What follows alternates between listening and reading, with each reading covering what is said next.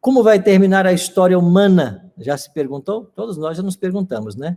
Será que o nosso planeta caminha para um fim? A raça humana vai ser extinguida de alguma forma? São perguntas que hoje nós iremos responder. O que a Bíblia tem a nos informar sobre isso? Você sabia que, segundo alguns astrônomos, a Terra vai durar pelo menos 5 bilhões de anos? Eles dizem isso, né? Mas quando se passarem 5 bilhões de anos, a Terra vai ser destruída, porque o Sol vai se tornar gigante. Eles dizem que o Sol está perdendo massa, a Terra vai sair de sua órbita e o calor do Sol vai evaporar todos os oceanos. Essa é a previsão que alguns astrônomos estão fazendo. Outros já dizem que não, nós não vamos durar 5 bilhões de anos, não. Vamos durar 3,5 bilhões de anos. Por quê? Porque a galáxia Andrômeda, ela pode colidir com a nossa. E nessa colisão, nessa fusão de galáxias, o planeta Terra vai ser ejetado da galáxia. Olha aí, alguma previsão interessante, né? Mas vai ser daqui a 3,5 bilhões de anos. O que você acha disso? Interessante, não? Algumas visões? Para nós que confiamos na palavra de Deus, na Bíblia, como fonte de verdade, a nossa visão é completamente diferente. A gente sabe que esse mundo caminha para o seu fim, mas o fim desse mundo será um fim glorioso. E hoje eu queria iniciar a live de hoje falando sobre isso. Que a nossa live não é catastrófica, mas é uma live para trazer esperança para o seu coração. É isso que a gente quer, encher o seu coração de esperança. O tema do fim do mundo tem ficado em pauta, né? É interessante, né? Hollywood, né, é muito criativo nisso. Deixa eu ver aqui para vocês, olha, eu separei aqui alguns filmes, né, que foram produzidos por Hollywood. 2012, tá lembrado desse aqui? Muitos pensaram, né, que o mundo iria acabar em dezembro de 2012, porque o calendário maia iria terminar nessa data, né? E o mundo, então, seria completamente destruído. Passou 2012 e a gente está aí, graças a Deus, né? O outro, Depois do Apocalipse. Conhece esse filme? Em uma era pós-apocalíptica, Juliette é uma garota forte e destemida que luta todos os dias para conseguir água, comida e abrigo. Bom, tem uma coisa interessante nesse filme, sabe o que é? É porque depois que Jesus voltar, nós vamos ver sobre isso hoje, a Terra vai ficar caótica, né, por 1000 anos. Só não vai ter nenhum ser humano por aqui. Quem vai estar por aqui vai ser o diabo e seus anjos. Eu vou falar um pouquinho depois disso aí. Depois da Terra, olha que interessante. 1000 anos depois que eventos cataclísmicos forçaram a humanidade a fugir da Terra, a Nova Prime se tornou o novo lar do homem. Você percebe como esses filmes de Hollywood, eles sempre estão elencando elementos da Bíblia? Esse aqui, por exemplo, falou a respeito de 1000 anos. Esse período está na Bíblia, Apocalipse 20, é o milênio. E aqui fala também que depois, né, depois de 1000 anos de eventos cataclísmicos, você tem agora uma nova terra. O Apocalipse fala do novo céu, da nova terra, né? Interessante, né? Quantum Apocalipse, lembrado desse? A NASA detecta que um cometa está em rota de colisão com a Terra e um grupo de talentosos cientistas é a única esperança do planeta. Será que a nossa esperança está nos cientistas, na ciência, nas descobertas? Vamos ver hoje um pouco mais sobre isso. Fim do mundo. Esse aqui é um outro que Hollywood produziu, né?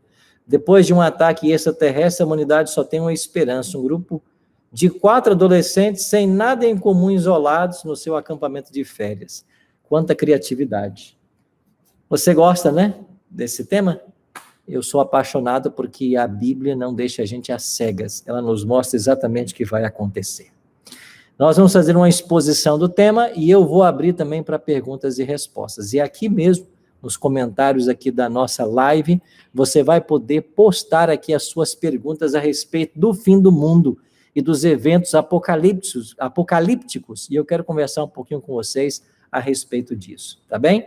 Nós vamos ter também um momento para entregar os brindes. Eu trouxe aqui 2 boxes. Da Bíblia Fácil, Daniel. Gosta de Daniel? Bíblia Fácil, Daniel. Esse livro apaixonante, né? Bíblia Fácil, Daniel. Vamos presentear 2 pessoas hoje. O que você tem que fazer? Primeiro, me seguir aqui no canal, Arilton Oliveira Oficial. Me segue aqui no YouTube. E você vai também me seguir lá no Instagram, PR Arilton. Aí você me encontra. Lá eu coloquei uma foto a foto do evento, né, da live, o Fim do Mundo, inclusive com os box lá também, e você vai lá e faz um comentáriozinho e me segue lá também no Instagram, e aí você já estará participando. Daqui a pouquinho eu vou entregar esses presentes para os nossos amigos, tá bem? Aqui está a minha Bíblia, eu espero que a sua já esteja aí também, porque aqui é a nossa ferramenta, né, de estudo, de conhecimento. E antes de começar o estudo da Bíblia, eu quero convidar você a pegar esse link dessa live e mandar para os seus amigos, porque o tema é muito especial.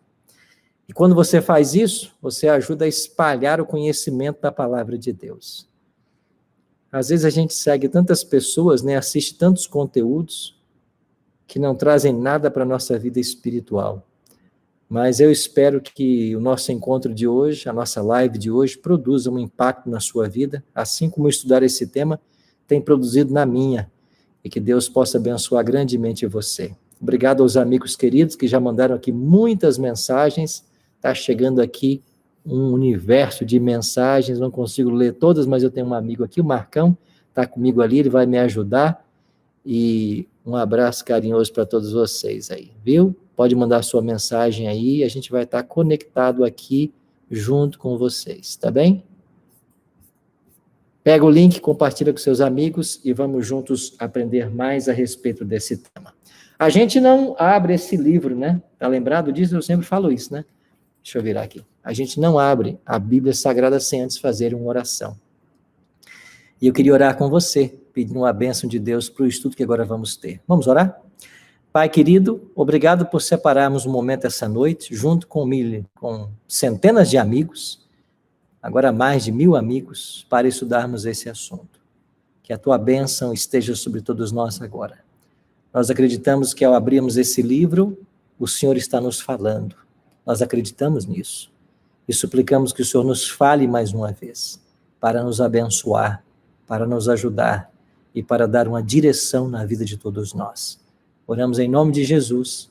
Amém. Pegou aí a sua Bíblia? Quero convidar você a pegar a sua Bíblia e vamos juntos estudar esse livro magnífico, a Palavra do Senhor. E eu queria começar lendo com vocês Mateus capítulo 24. Mateus capítulo 24. Lembra desse capítulo? É um sermão profético proferido pelo Senhor Jesus Cristo.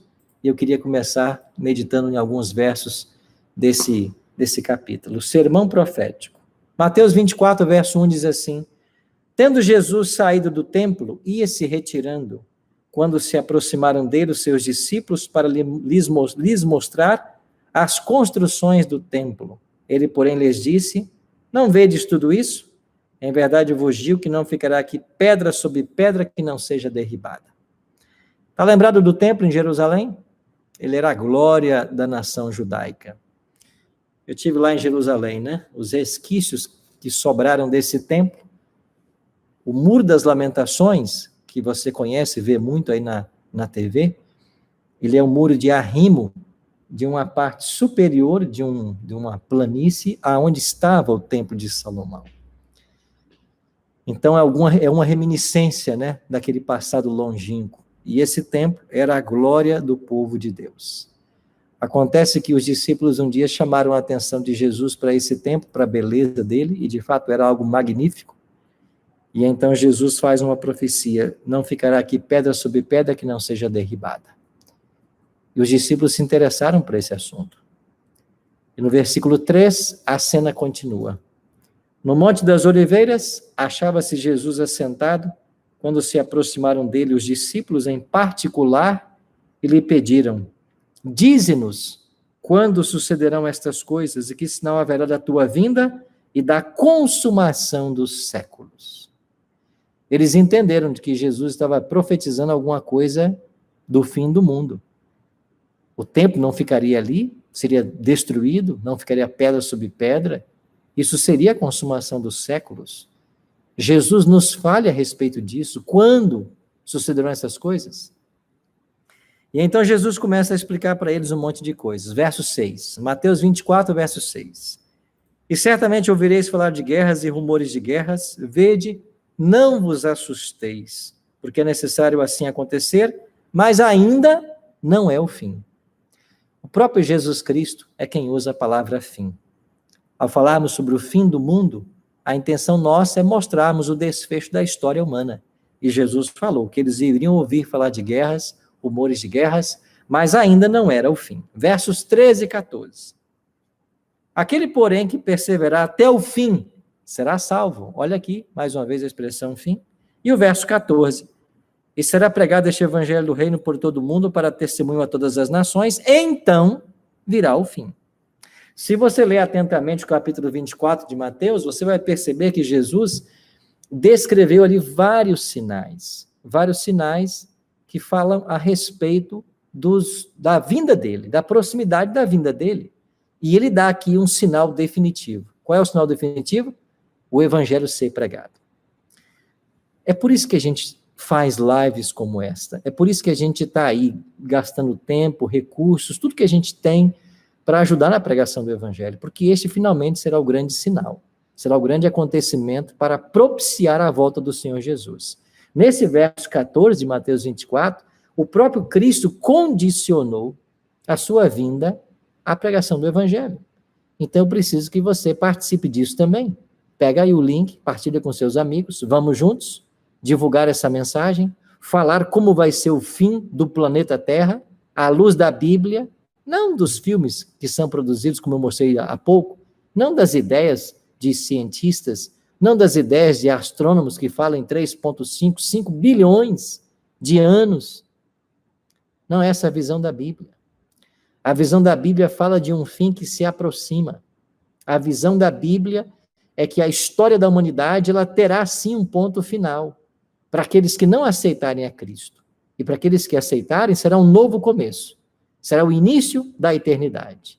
Hoje eu vi uma coisa muito interessante, né? Primeiro, 1000 anos no céu, férias. Depois a eternidade aqui nessa terra, que vai ser totalmente refeita. É isso que a Bíblia ensina. Tudo que ensinar diferente disso, não tem valor. O que tem valor é o que a Bíblia ensina. Agora, é possível acontecer o fim como a Bíblia está dizendo? Claro que sim. E eu queria começar agora a mostrar um exemplo na história. Eu vou falar hoje a respeito de 2 fins do planeta. Como assim, pastor? 2 fins? Teve um primeiro, dilúvio, e vai ter o segundo agora, na volta de Jesus. Por falar nisso, foi o próprio Cristo, né, quem nos advertiu a respeito desse momento. Aqui mesmo, no capítulo 24 de Mateus, vá agora para o verso 37. Olha o que disse Jesus em Mateus 24, 37. Está com a sua Bíblia aí? Se não, pega lá a sua Bíblia. Mateus 24, 37. Jesus contou a parábola da figueira e depois falou assim: pois assim como foi nos dias de Noé, também será a vinda do Filho do Homem. Ele faz uma comparação aqui, verso 38. Porquanto assim como nos dias anteriores ao dilúvio, comiam, bebiam, casavam-se, davam-se em casamento, até o dia em que Noé entrou na arca, verso 39, e não perceberam, senão quando veio o dilúvio e os levou a todos. Assim será também a vinda do Filho do Homem. O que fez Jesus aqui em Mateus 24, 37 a 39? Ele comparou o fim da história agora aos dias do dilúvio. E ele usou o exemplo de Noé. E ele falou que nos dias anteriores as pessoas comiam, bebiam, casavam-se, davam-se em casamento. Algum problema com isso? Comer, beber, casar? Não, nenhum problema. Qual é a ênfase aqui, então? É que eles estavam envolvidos na sua rotina. Eles estavam tão envolvidos na rotina que eles não deram ouvidos ao pregador Noé. E sabe quantos anos Noé pregou?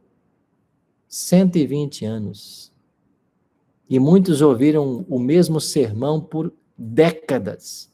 Ainda assim se perderam, porque quando veio o dilúvio, só salvou Noé, sua esposa, 3 filhos e 3 noras. Aquela geração toda pereceu na água. Por que Deus destruiu dessa forma, hein? Vai para Gênesis comigo aí. Dá uma olhadinha nessa história. Gênesis, no capítulo 6. Primeiro livro da Bíblia. Gênesis, capítulo 6. Olha comigo o verso 17. Gênesis 6, verso 17. A Bíblia diz assim: porque estou, aqui é Deus falando, Gênesis 6, 17.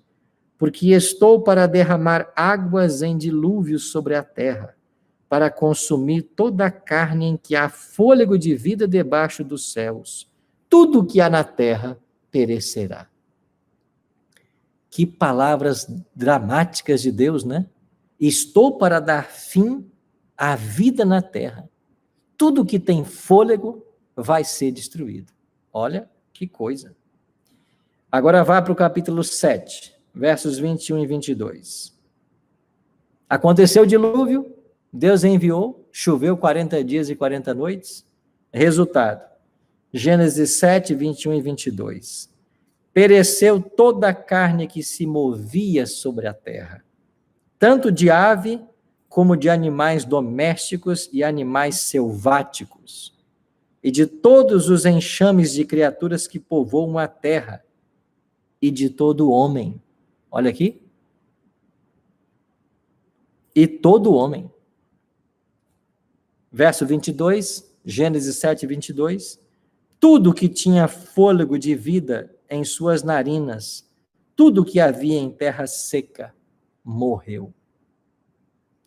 O mundo foi completamente destruído. As águas inundaram o planeta Terra. A Bíblia informa que as águas cobriram os picos mais altos que havia naquele momento. O mundo experimentou um dilúvio global, universal. O global mundial. A terra foi encoberta com água e pereceram toda aquela geração. Pereceu toda aquela geração. Agora vem Cristo e diz assim: assim será nos dias da vinda do Filho do Homem. Eu queria ler um texto de 2 Pedro, capítulo 3, bem lá no finalzinho da Bíblia, perto do Apocalipse. Olha o que acontece aqui, 2 Pedro, capítulo 3. Dê uma olhadinha comigo, a partir do verso 3. 2 Pedro 3, 3. Tendo em conta, antes de tudo, que nos últimos dias virão escarnecedores, com os seus escárnios andando segundo as suas paixões, e dizendo: onde está a promessa da sua vinda? Porque desde que os pais dormiram, todas as coisas permanecem como desde o princípio. Porque deliberadamente esquecem que, de longo tempo, houve céus bem como terra, a qual surgiu da água e através da água pela palavra de Deus. Agora, olha para o verso 6. Eu estou lendo 2 Pedro 3, verso 6. Pela qual veio a perecer o mundo daquele tempo, afogado em água. Pedro também, assim como Jesus, faz alusão ao dilúvio e à destruição de todos os habitantes da terra. Quantos habitantes haviam na terra nos dias de Noé? Nós não sabemos. Mas todos morreram, com exceção de Noé e sua família. Aquela geração toda se perdeu. Pereceram nas águas, morreram afogados. Porque eles não ouviram a advertência do Noé, do profeta Noé, que por 120 anos pregou: vai vir o dilúvio, o mundo vai ser destruído, o fim vai acabar.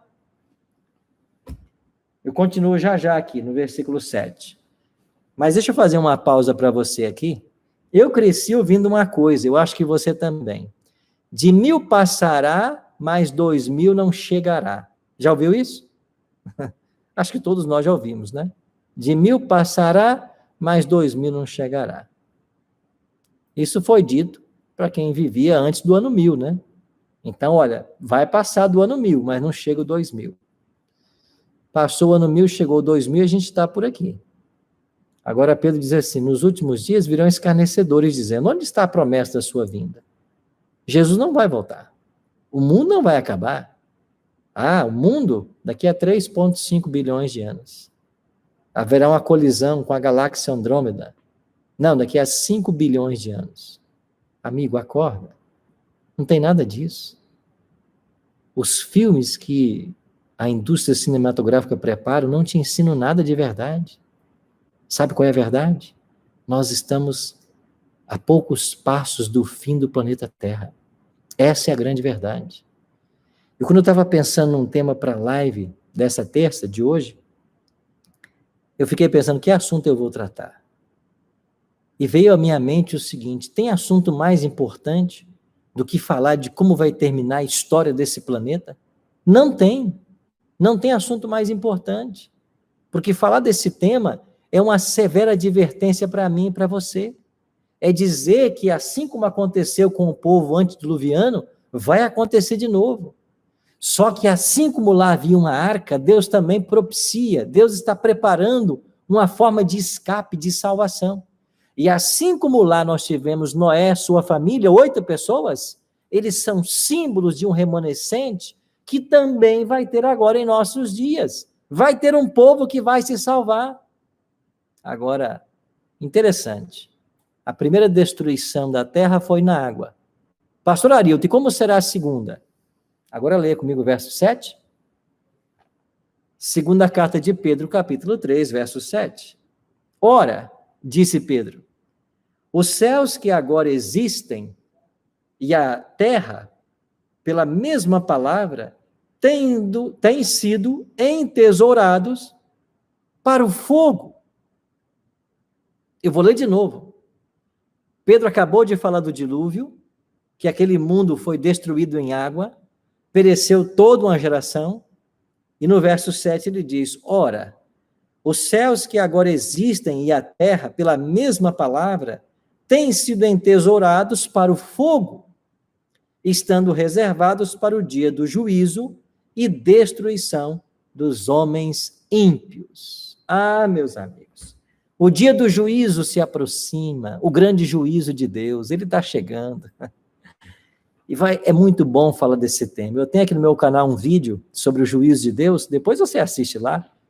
Mais de 30 mil pessoas já foram lá assistir. Assiste para você ver. O juízo de Deus está se aproximando. E por que é necessário haver um juízo? Para acabar com as injustiças. Para acabar com tanta injustiça. Quem assiste televisão, ou vê jornal, ou vê pela internet o noticiário, é só desgraça. É só violência, marginalidade, atrocidades, aberrações. É assim que está o ser humano. Assim como foi nos dias de Noé. Aquele mundo pereceu na água. Agora o nosso, diz Pedro, está reservado para o fogo. Fogo, pastor? É, amigo. O fogo vai queimar esse planeta todo. E ele vai destruir Satanás e os ímpios. Porque a Bíblia ensina que esse fogo foi preparado para o diabo e seus anjos. Não foi preparado para o ser humano, não. Porque Deus não quer que o ser humano seja destruído. Quer a prova disso? Deixa eu continuar lendo aqui com você. Olha o verso 8. Deus não quer que você seja destruído pelo fogo. A terra foi reservada, mas aqui está dizendo claramente no versículo 7, reservado para o dia do juízo e a destruição dos homens ímpios. Você não pode ser ímpio, porque se você for ímpio, você vai ser destruído. Agora olha o que diz o versículo 8. Há todavia uma coisa, amados, 2 Pedro 3,8, que não deveis esquecer, de que para com o Senhor um dia como 1000 anos e 1000 anos como um dia. Verso 9. Não retarda o Senhor a sua promessa, como alguns a julgam demorada. Presta atenção. O Senhor não tem retardado sua vinda, atrasado sua volta, demorando voltar, como alguns julgam. Não. Aí Pedro explica, pelo contrário. Ele é longânimo, ele é bondoso para convosco, não querendo que nenhum pereça, senão que todos cheguem ao arrependimento. Deus quer que alguém pereça? Não. O que Deus quer? Que todos cheguem ao arrependimento. Todos. Deus quer que todos se arrependam. O diabo vai ser destruído no fogo. O fogo foi preparado para ele e para seus anjos, não para o ser humano. O fogo não foi feito para nós. Agora, a história está aí para nós aprendermos com ela. A história foi registrada na Bíblia para nosso ensino, para nossa compreensão, para nossa correção. As histórias que a Bíblia contém são advertências para mim e para você. Está lembrado de Noé? Jesus falou, E ele mandou dizer para você nessa noite: está lembrado, meu amigo, minha amiga, dos dias de Noé? Assim vai ser nos dias da minha vinda. O mundo vai ser destruído, todos irão perecer. Eles estavam na sua rotina, comendo, bebendo, casando, se dando em casamento. Eles estavam vivendo normalmente. O Noé estava pregando, mas ninguém ouviu Noé. E nós estamos aqui pregando. A Novo Tempo está pregando. A Igreja Adventista está pregando. Muitos estão pregando. Jesus está voltando. Temos que nos preparar. Temos que priorizar as coisas espirituais. Mas as pessoas continuam vivendo como se nada fosse acontecer. Continuam comendo, bebendo, trabalhando, estudando, como se nada fosse acontecer. Pastor, tem alguma coisa ruim nessas coisas? Não, não tem. Só que eu não posso estar tão envolvido na minha rotina que isso comprometa o meu preparo, porque o fim se aproxima. É isso mesmo. Esse planeta está com seus dias contados. Nós caminhamos para o fim, meus amigos. Nós caminhamos. Eu gosto muito de uma expressão usada pela escritora norte-americana Ellen G. White, a quem nós adventistas acreditamos ser uma profetisa. Ela escreveu assim: já ouvimos os passos de um Deus que se aproxima. Bonito, né? Já ouvimos os passos de um Deus que se aproxima. É isso mesmo. Cristo está se aproximando. O mundo caminha para o seu fim. Agora escuta. Eu vou agora para uma sessão de perguntas. Você mandou aqui. Marcão, está chegando aí as perguntas? Marcão está mandando para mim aqui no WhatsApp. Eu vou ler aqui várias, tentar responder as que eu souber. Não esquece que isso aqui é Bíblia fácil, viu? Pergunta difícil, você manda para o Leandro Quadros, lá na Bíblia da Verdade. Para mim, você manda coisa fácil. Brincadeiras à parte, vamos lá? Eu vou agora responder algumas perguntas que já mandaram para mim, e depois eu vou voltar na segunda parte dessa live para dizer para você em que momento nós estamos no calendário profético, e o que mais vem pela frente, e como vai ser a destruição desse planeta, como vai ser o fim da história humana. Dá tempo de você pegar esse link, enquanto eu respondo aqui, e mandar para alguém que você ama, para alguém que você quer que se prepare também, para alguém que você quer ver no céu. Dá tempo, pega o link da live e manda, porque eu vou voltar agora na segunda parte explicando sobre isso. Agora nós vamos fazer então as perguntas e respostas, depois eu vou dar os brindes também, eu vou entregar 2 presentes para aqueles que estão me seguindo aqui no canal e também lá no Instagram, PR Arilton, que curtiram lá a foto oficial, estão me seguindo, e nós vamos dar o brinde para vocês. Tá bem? Primeira pergunta. A Coroa da Justiça, é assim que aparece o nome dela aqui para nós. Estamos mesmo no ano 5.993 hoje? Bom, talvez ela esteja falando de algum calendário judaico ou coisa parecida. Nós que seguimos o calendário aí gregoriano, né? Estabelecido desde 1592, entendemos que estamos em 2020. Agora, esses calendários que se aproximam de 6.000 anos, eles estão tentando computar desde o início da criação do mundo. De fato, quando nós vamos pela Bíblia, a gente percebe que a Terra tem em torno de 6.000 anos de história, de existência. Mas ninguém sabe exato o ano em que estamos vivendo, da criação da Terra. E por que não sabemos? Porque no passado a gente contava a idade por geração. Então, uma geração era 40 anos, 2 gerações, 80, 3 gerações, 120. Mas esse número de 40, ele mudou ao longo da história bíblica. Deixou de ser 40. É por isso que ninguém tem certeza do ano que nós estamos vivendo, da criação da Terra. Isso nós não temos. Agora, da morte de Cristo, isso nós temos. Ele foi morto no ano 31. Certo? No ano 30 da nossa história, com 33 anos. Então, de lá para cá, se passaram cerca de 2.000 anos, ou quase isso. Então, disso a gente tem certeza. Ok? Lucas Moreira, pastor, depois que a Terra completar o 7º milênio, Jesus volta? Isso é verdade? Não, amigo. Porque se a Terra fosse completar 7 milênios, ou 7º milênio, Jesus só voltaria daqui a 1.000 anos. Entendeu? Ele volta e agora. Aí nós vamos para o céu, assim como o 7º milênio era o descanso da Terra lá em Israel, a Terra vai ficar caótica e vazia, descansando por 1.000 anos. E onde nós vamos estar? Nós vamos estar no céu. Aí depois Jesus volta para essa Terra. Então, assim, a vinda dele pós-milênio vai coincidir aí com 7.000 anos, mais ou menos. Tá bem? Obrigado, Lucas. Ivan Rocha. Pastor Arilton, boa noite. Tenho sempre acompanhado seus estudos. Vivemos a iminência do fim dessa história. Gostaria de saber do senhor se ainda há tempo de ter filhos. Amigo, há tempo, corre lá, viu? Seja feliz com tua esposa, viu? Tá bom, Ivan? Que é o seguinte. Tá rindo, né, Marcão? Marcão já tem o dele lá, né? Eu tenho os meus 3 lá em casa. Um abraço, Rafael, Matheus e Lucas. Abraço, minha esposa Juliana, que está acompanhando com a gente aí. É o seguinte, a gente tem que estar preparado a todo momento para a volta de Jesus. Agora, a gente tem que continuar estudando, trabalhando, vivendo normalmente. É de fato uma situação delicada. Eu não posso deixar que a minha rotina tire a minha prioridade espiritual. Mas eu não posso abandonar tudo e correr agora para o mato achando que ele volta amanhã e que eu tenho que estar lá no mato esperando ele. Não, não é assim não. Então eu tenho que buscar em primeiro lugar o reino dos céus, estar pronto a todo momento, mas eu tenho que tocar a minha vida, os meus compromissos, o meu trabalho, a minha família, os meus planos. Só que nenhum desses planos pode estar acima do ideal maior de me preparar para o céu. Essa é a questão, tá bem? Ruth, pastor, a terra será purificada depois do milênio? Sim, isto mesmo. Deixa eu ler já esse verso aqui para vocês, porque esse verso é importante. Apocalipse capítulo 20, versos 7 a 9.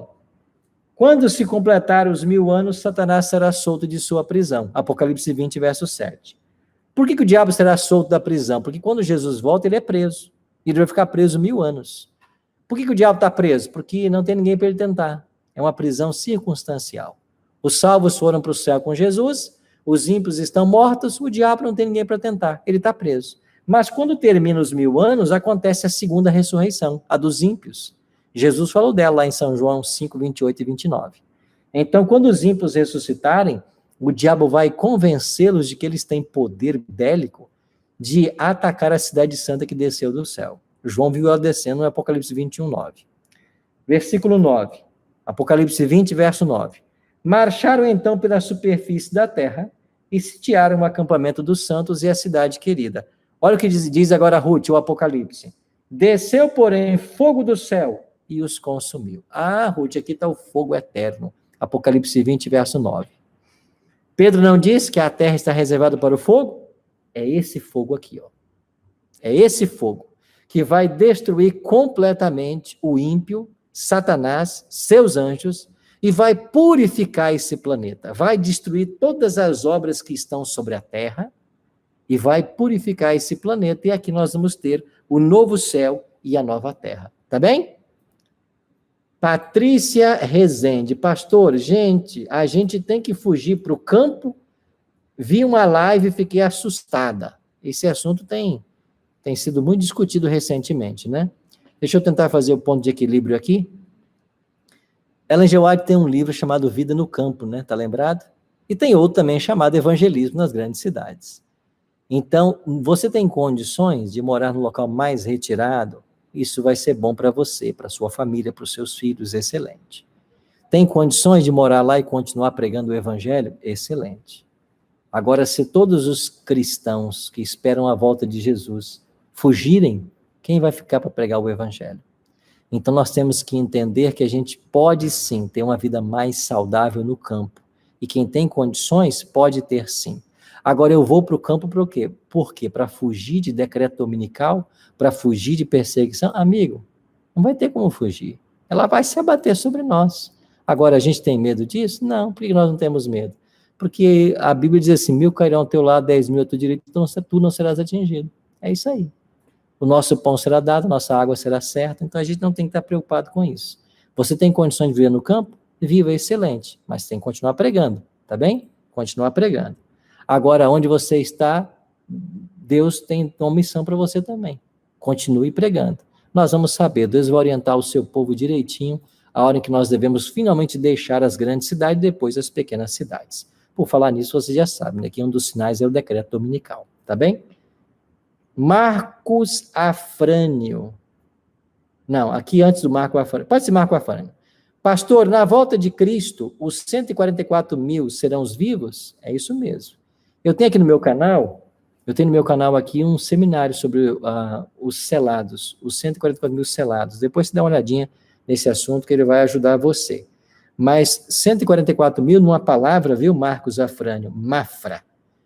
Todos os que estiverem vivos quando Jesus voltar, todos que não passaram pela morte, mas passaram pela angústia de Jacó, esses serão chamados 144 mil.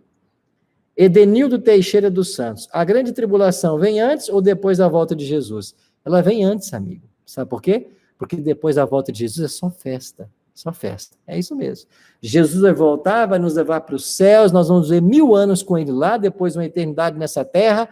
Quando Cristo voltar, ele vai enxugar dos olhos toda lágrima, nunca mais vai ter sofrimento. Então, a grande tribulação, que a gente também chama de angústia de Jacó, é antes da volta de Jesus, durante as 7 pragas, e aqui no meu canal também tem um seminário sobre isso, tá? O período de angústia, o tempo de angústia, esse é o título do seminário, depois você assiste lá.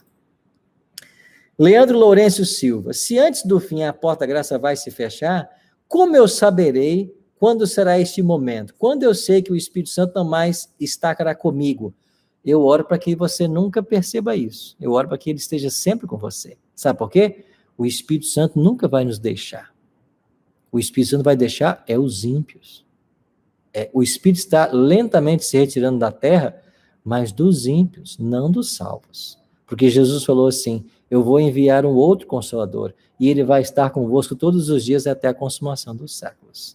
Então, amigo Leandro Lourenço Silva, o Espírito nunca vai nos deixar. É por isso que a gente não pode deixar ele.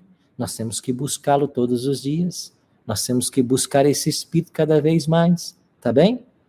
A gente vai fazer uma live um dia sobre o Espírito Santo e a chuva serôdia. Esse é um tema muito legal. Tá bom? Cauã Mateus. Boa noite, pastor. Quando o dragão entrega o seu poder à besta que emergiu do mar? Já aconteceu em nossa história ou ainda vai acontecer? Cauã Mateus. Obrigado, Cauã. O dragão já entregou esse poder no passado. Tá lembrado? Porque quando o dragão entregou o seu poder, o seu trono e grande autoridade, a besta que sai do mar, que foi a igreja romana na Idade Média, o papado, atuou por 42 meses, ou 1260 anos. Está lembrado da supremacia papal, das perseguições da Idade Média? Aquilo ali, o dragão tinha entregado o seu poder para a besta que saiu do mar. Agora, esse poder seria tomado por um tempo. Lá em Apocalipse 13 fala de uma ferida mortal que seria dada, mas a ferida mortal seria curada. E quando ela for curada, a autoridade e o poder da besta voltará. E ele voltará a ser um poder perseguidor. É por isso que em Apocalipse 13 tem 2 decretos. Um decreto de dominical, que não pode comprar e nem vender quem não tem a marca da besta, e o decreto de morte. Tá bom? Neumann Castro, pastor Arilton, o que literalmente significa Gog e Magog mencionado em Apocalipse 28? Aqui em Apocalipse capítulo 20, verso 8, diz que o diabo vai reunir os ímpios que ressuscitaram, Gog e Magog.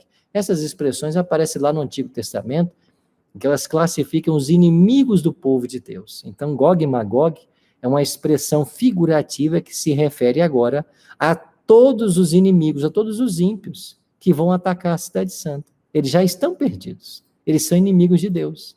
Então, essa classe toda de ímpios é chamada aqui, é retratada por Gog e Magog, cidades inimigas do povo de Deus no Antigo Testamento. Luciene Machado, pastor Arilton, no fim do mundo só terão 144 mil vivos na volta de Jesus? Não, querida, porque 144 mil é um número simbólico, entendeu? Então, um grupo de vivos, que nós não sabemos quantos são, eles são chamados de 144 mil, mas eles não são 144 mil literais, tá bem? Jean Lucas Silva Mendes. Satanás irá falsificar a volta de Cristo antes ou depois do fechamento da porta-graça? Aí eu tenho que ler para vocês isso aqui, né? Que alguém aí da live pode estar perguntando assim, mas pastor, como é que é aí? O diabo vai falsificar a volta de Jesus? Eu acho que você nunca ouviu falar sobre isso, né? Mas aqui a gente está para aprender juntos a Bíblia, viu? E que bom que você está conectado com a gente aqui para aprender. Abra a sua Bíblia aí comigo em Tessalonicenses. Cadê? Deixa eu achar aqui também. Tessalonicenses, segunda carta de Paulo aos Tessalonicenses, capítulo 2. Jean Lucas, vou responder para você. O que é essa personificação do diabo e quando ela vai acontecer? Segunda carta de Paulo aos Tessalonicenses, capítulo 2, verso 1. Paulo escreveu assim: Irmãos, no que diz respeito à vinda do nosso Senhor Jesus Cristo e à nossa reunião com Ele, nós vos exortamos. Qual é o tema aqui? A volta de Jesus. Versículo 3. Ninguém de nenhum modo vos engane, diz Paulo, porque isso não acontecerá sem que primeiro venha a apostasia e seja revelado o homem da iniquidade, o filho da perdição. Versículo 8. Então será de fato revelado o iníquo. Não, o 8 não, quero ler aqui o 9. Versículo 9. Ora, o aparecimento do iníquo é segundo a eficácia de Satanás, com todo o poder, sinais e prodígios da mentira. O aparecimento do iníquo é segundo a eficácia de Satanás. Sabe o que nós aprendemos aqui? De 2 Tessalonicenses capítulo 2, verso 9. O diabo vai tentar imitar a volta de Jesus. O aparecimento do iníquo, ele vai tentar imitar a volta de Jesus. Ele vai fazer parecer ser o Cristo vindo nos céus. E como nós saberemos que não é Cristo? Porque ele vai pisar nessa terra. Ele vai vir aqui, vai abençoar as pessoas, vai fazer curas, vai ensinar como Jesus ensinava, vai tentar enganar a muitos. Paulo diz que quando Cristo voltar, o verdadeiro Cristo que nós aguardamos, nós subiremos ao encontro do Senhor nos ares. E assim estaremos para sempre com o Senhor. Jesus não vai pisar nessa terra, ele vai ficar nas nuvens. É nós que vamos ao encontro dele nas nuvens. E quando Jesus voltar, ele não volta para abençoar as pessoas que estão sobre a terra aqui, para curar enfermos, não. Quando ele voltar, o tempo de graça já se findou. Quem está salvo, quem está perdido, está perdido. Ele volta para dar recompensa. Está lá em Apocalipse 22, versículo 12, né?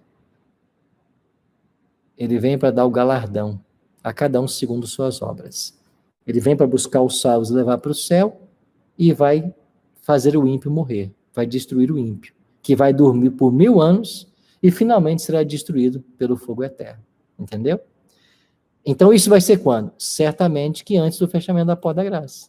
Porque se todos os salvos ou perdidos vão ser definidos nesse momento, por que o diabo ia tentar falsificar a volta de Cristo pós o fechamento da porta da graça? Ele não ia poder mais enganar os salvos. Então ele vai tentar fazer isso antes. Então é antes da volta de Jesus que o diabo vai tentar imitar a volta de Cristo.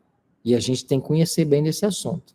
É por isso, meu irmão, minha irmã, meu amigo, garoto, jovem, a gente tem que se voltar para a Bíblia todo dia, tem muita coisa para aprender. A gente tem que se voltar para a Bíblia todo dia, para quê? Para nós continuarmos entendendo o plano de Deus para a nossa vida e pisando em terreno firme, em solo firme, tá bem? Marcos, me ajuda aí com o sorteio, então? Você consegue 2 pessoas para mim aí? Você quer participar? Dá tempo ainda, você tem que estar seguindo aqui o meu canal, ser inscrito aqui no canal no YouTube, e tem que curtir a foto lá no meu Instagram, PR Arilton, lá no Instagram, e me seguir lá também.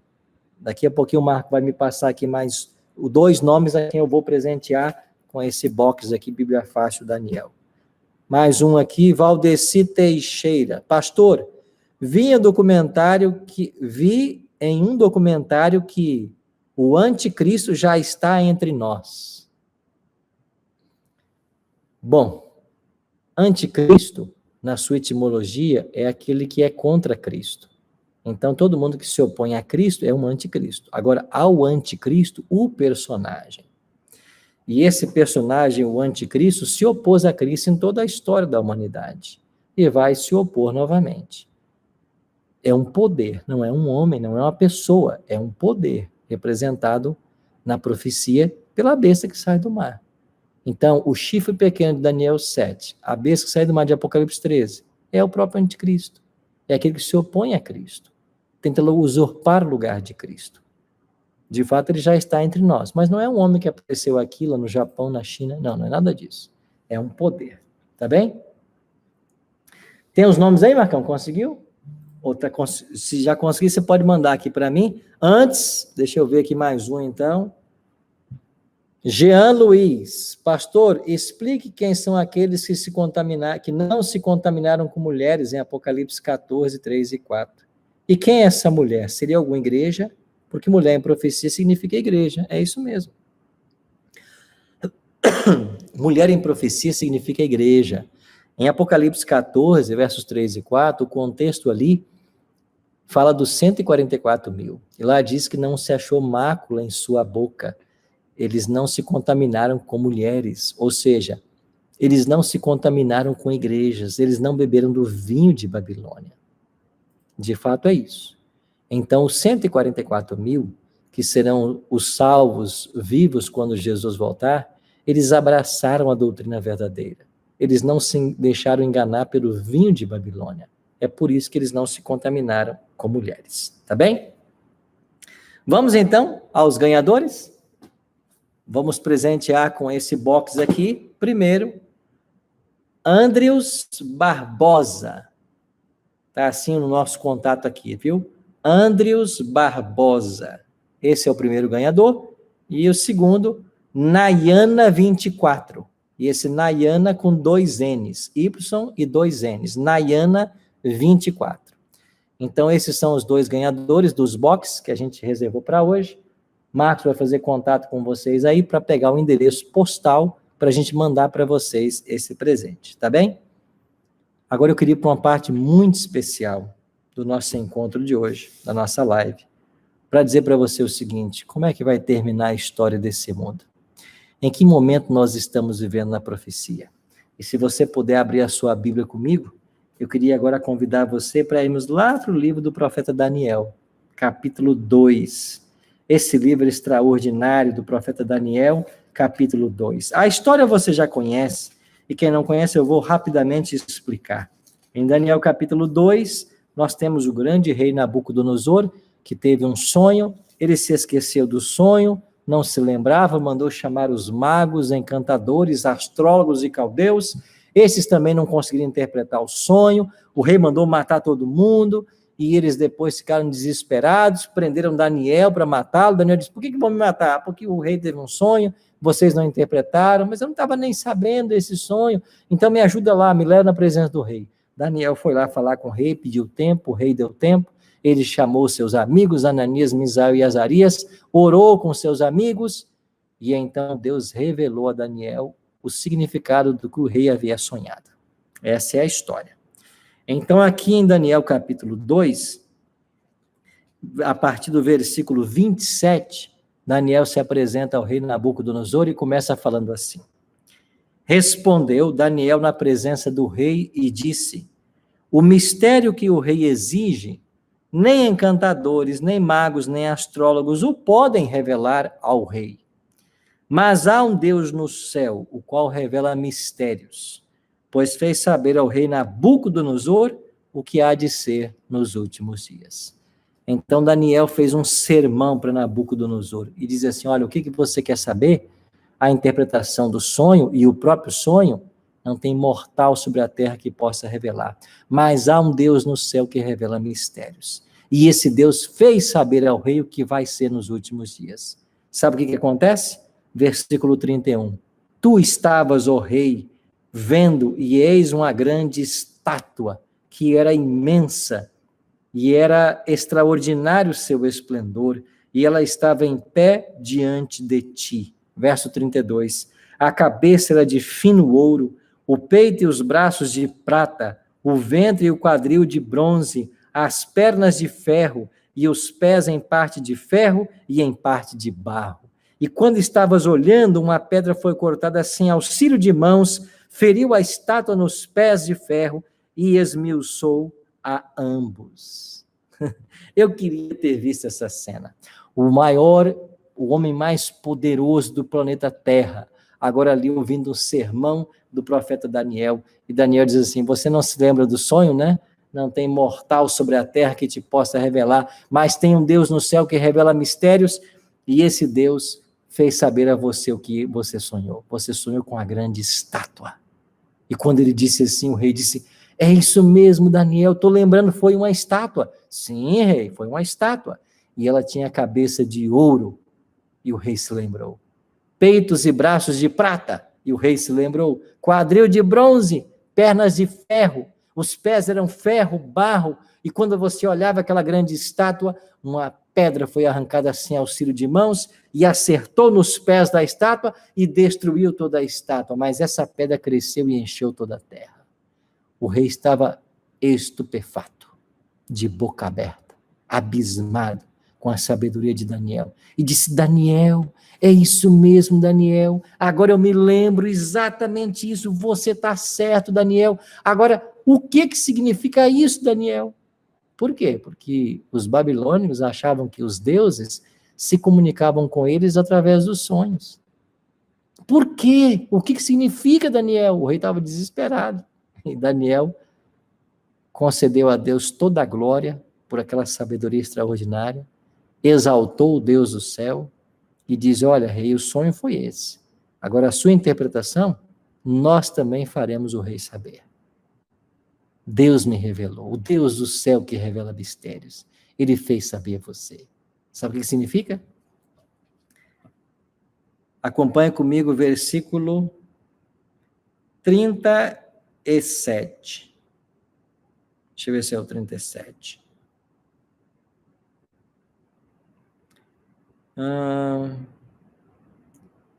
37. Tu, ó rei, rei dos reis, a quem o Deus do céu conferiu o reino, o poder e a força e a glória, e cujas mãos foram entregues os filhos dos homens, onde quer que eles habitem, e os animais do campo e as aves dos céus, para que dominasse sobre todos eles. Tu és a cabeça de ouro. Nabucodonosor, eu sou a cabeça, sim, o teu império, Babilônia, é a cabeça de ouro. A glória das nações, Babilônia, é a cabeça de ouro. Mas o profeta, o porta-voz de Deus, continuou. Verso 39, mas depois de ti, se levantará outro reino inferior ao teu, e um terceiro reino de bronze, o qual terá domínio sobre toda a terra. Tu és a cabeça de ouro. Mas depois vai vir um reino inferior ao teu, assim como a prata é inferior ao ouro. Depois um terceiro reino inferior ao de vocês, assim como o bronze é inferior à prata. Verso 40. O quarto reino será forte como o ferro.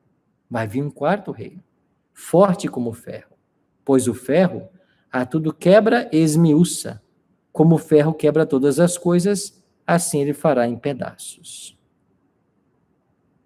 Quanto ao que vistes dos pés e dos arteiros em parte de ferro e em parte de barro, será este um reino dividido. Contudo, nele haverá alguma firmeza do ferro, pois viste o ferro misturado com o barro. Verso 44. Não, daqui a pouco eu vou ler o 44. Entendeu, Nabucodonosor? A cabeça de ouro é Babilônia. Depois de ti vai vir um reino representado pela prata, um terceiro pelo bronze e um quarto pelo ferro. Depois esse reino de ferro será dividido. É assim como o ferro não se junta com o barro, será ele um reino dividido. Qual foi o império que derrotou a grande Babilônia e fez cair a cabeça de ouro? A Medopérsia. Deixa eu fazer um parêntese aqui. Nós interpretamos a Bíblia à luz da história. A Igreja Adventista adota a escola historicista de interpretação da Bíblia, porque nós entendemos que a melhor forma de compreender a Bíblia é à luz da história. Se Daniel está dizendo para Nabucodonosor de que o império dele era cabeça de ouro, e depois viria um segundo, um terceiro e um quarto, eu tenho que olhar para a história para ter as respostas. E qual foi o império à luz da história que derrotou Babilônia? A Medopérsia. Em que ano? Por volta do ano 539. Para ser exato, foi no ano 539, né? Quando foi morto o neto de Nabucodonosor, Belsazar. Está lá em Daniel capítulo 5. Então Ciro foi o grande líder que uniu ao Império Medo ao Persa. E esses dois impérios se unem para derrotar Babilônia. chegou o peito e braços de prata. Mas Daniel disse para o rei, vai vir um terceiro. A Medo-Pérsia teria que perder o seu poder. E ela perdeu, em 323 a.C. Para quem? Para a Grécia. Aí chegaram os gregos. Quem foi o grande nome da Grécia? Alexandre o Grande. Então chegaram os gregos. Teria que passar os gregos? Viria um quarto reino. E qual foi o quarto reino que derrotou a Grécia? Roma, no ano 168 a.C. Está lembrado da Batalha de Pídima? Ali aconteceu a transição para o Quarto Império. Então saiu Babilônia, veio a Medo-Pérsia, veio a Grécia e veio Roma. Quando Roma se estabelece, forte como ferro, ela consegue a hegemonia mundial. Roma domina o mundo inteiro, e por um longo período, começando no ano 168 a.C., e indo até o ano 476 depois de Cristo. Mais de 500 anos de domínio. E o que aconteceu no ano 476? Cai Roma Ocidental. Rômulo Augusto, seu último imperador. Agora, para quem Roma perdeu o seu poder? O Império Romano caiu diante de quem? Nenhum outro reino mundial derrotou Roma. Roma foi minada em suas bases por tribos bárbaras. Quantas? 10. Assim como há 10 artelhos, 10 dedos nos pés. As 10 tribos bárbaras começaram lá, no ano 352, e foram invadindo a Itália, atacando o Império, até que no ano 476, você tem ali a queda de Roma Ocidental. Agora, os bárbaros passaram a dominar aquilo que antes o Império Romano dominava. Os álamos, astrogodos, visigodos, érulos, burgundos, suevos, saxões, essas tribos bárbaras, 10, dominaram o mundo. Estamos aonde agora? Nos artelhos, nos dedos dos pés da estátua. Agora, Daniel diz para Nabucodonosor, esses pés, partes são ferro e partes são barro. Eles não vão se unir. E você percebe que essas tribos bárbaras vão organizar posteriormente as nações europeias? Isso mesmo. Várias tribos se organizaram nas modernas nações europeias. E essas nações estão buscando uma harmonia, uma união há séculos. Coisa que nunca acontece. E por que não? Porque a profecia diz que eles tentariam se ligar mediante casamento, mas não se uniriam. E a despeito de todas as tentativas que foram feitas pelas monarquias para casar príncipes com princesas e etc., para unificar as tribos, os reinos da Europa, isso nunca foi conseguido. Porque a profecia diz que eles jamais se ligariam. Agora eu posso ler o verso 44? Então, esse é o verso principal dessa noite. Como que vai terminar a história desse mundo? Como que vai ser o fim do planeta Terra? Daniel 2:44.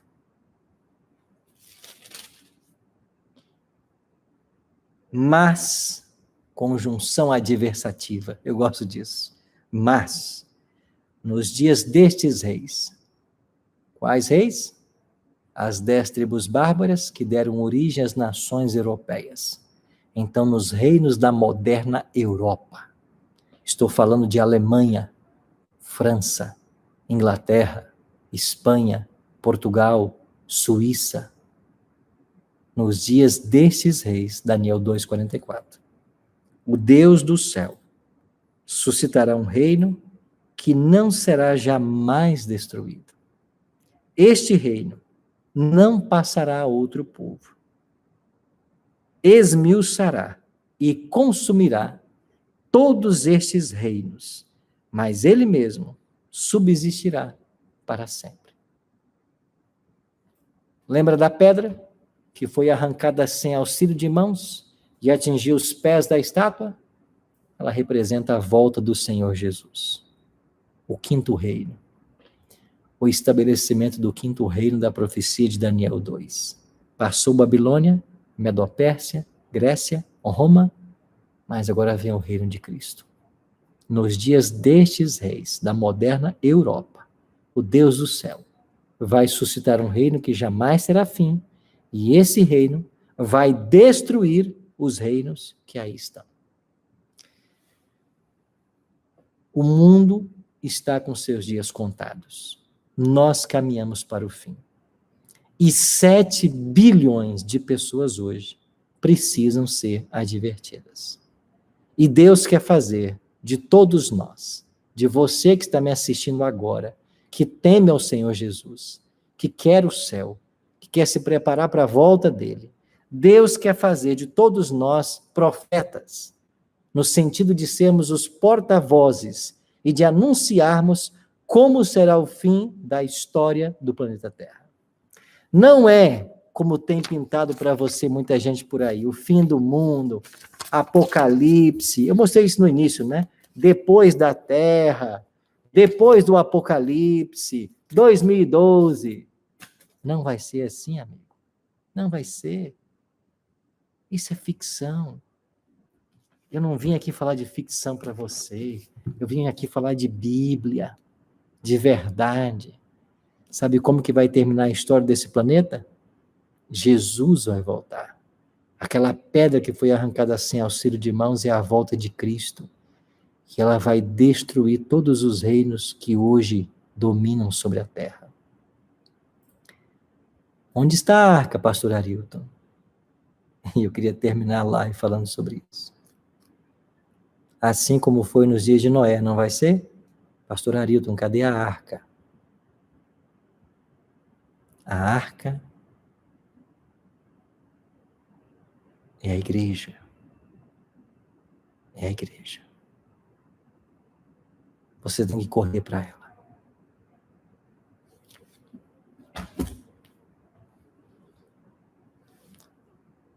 Correr para qual igreja, pastor?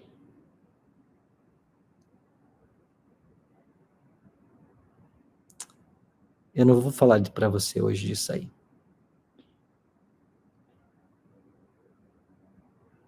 Uma semana. É isso aí. Na terça-feira que vem, 9 da noite, eu vou estar aqui para falar para você para qual igreja que você vai. Como assim, pastor? Só tem uma igreja que salva? Você vai entender o que eu estou falando. Você tem que correr para a igreja. Mas eu não tenho mais tempo hoje para falar sobre isso. Mas terça-feira que vem, às 9 da noite, dia 8, né? 8 de setembro, eu vou estar aqui, 9 horas. Eu vou falar para você para qual igreja você tem que correr. Todas as igrejas salvam, pastor? Não. Todas as igrejas levam a Cristo, pastor? Não. Mas Deus tem uma igreja. Deus tem. Deus tem uma igreja visível nessa terra.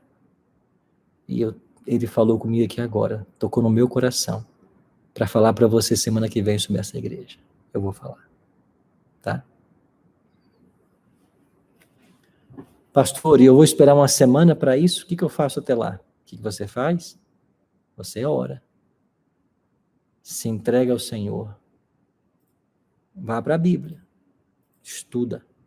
Gasta tempo com ela. Não esquece dos 2 conselhos que eu dei para você hoje. Primeiro, de Cristo. Assim como foi nos dias de Noé. Não deixa que a rotina do dia a dia engula o seu desejo pelo céu, a sua experiência religiosa. Buscar em primeiro lugar o reino de Deus. Conselho de Cristo. Lembre-se da história de Noé, disse Jesus. Segundo conselho de Pedro. Aquela geração pereceu na água. Agora a terra está guardada para o fogo. É o fogo que vai destruir esse planeta. Eu li para você isso. Apocalipse 20, versículo 9. O fogo vai destruir esse planeta. Não destruir completamente, destruir Satanás, seus anjos e os ímpios, e vai renovar esse planeta para ser a nossa habitação. Então, se naquele tempo havia uma arca para correr, para onde eu corro hoje, pastor? Semana que vem. Semana que vem eu te espero. E até lá, pastor, ora, meu irmão, minha irmã, ora, vá para a Bíblia, leia, busque a direção do Espírito Santo na sua vida, para que ele te dê sabedoria, para que ele te ajude em cada momento, tá bem? Obrigado a você que ficou 1h10 comigo, obrigado. Semana que vem eu volto para a gente continuar essa conversa. Mas eu queria me despedir orando com você, pela sua família, para que Deus cuide de você, para que Deus te guarde, para que Deus te proteja, especialmente nesses dias de pandemia que estamos vivendo. Precisamos muito da proteção do Senhor Jesus. Vamos orar? Pai, obrigado por esta hora que nós passamos aqui conversando, lendo os textos da Tua Palavra, refletindo nos Teus ensinamentos. Planta em nosso coração o desejo pelo céu. E obrigado por sabermos que estamos vivendo nos últimos momentos da história, nos dedos da estátua de Daniel, capítulo 2. E em breve, a pedra arrancada que simboliza o reino de Cristo será estabelecido. E nós queremos estar nesse reino quando ele for estabelecido. Nós queremos estar dentro da arca e queremos ser salvos. Pai, nos ajuda. Eu queria orar agora por cada amigo, por cada amiga que me acompanhou nessa live. Abençoe-os. Abençoe os seus familiares. Nos proteja, Senhor Deus, dessa doença que tem tirado tantas vidas. Protege a nossa casa, Pai. Guarde a nossa família. Guarda os nossos filhos. Guarda os nossos pais. Esteja, Senhor Deus, com aqueles que agora estão hospitalizados. Cuida, Senhor Deus, daqueles que estão entubados nos hospitais. Senhor, traz eles de volta, cura as pessoas, Senhor Deus, faça os milagres que nós tanto precisamos, atenda, Jesus, as nossas orações, atenda o clamor sincero desses amigos que estão orando comigo agora, e que a Tua bênção repouse sobre a vida de todos nós. É a nossa oração, em nome de Jesus. Amém. Eu fico por aqui, mas se você não se inscreveu nesse canal ainda, se inscreva. Porque pode ser que você está inscrito em muitos canais por aí que não te ajudam a ir para o céu, viu? Esse canal aqui tem um compromisso. Nós queremos te ajudar a ir para o céu. Tá bom? Abraço. A gente se vê daqui uma semana.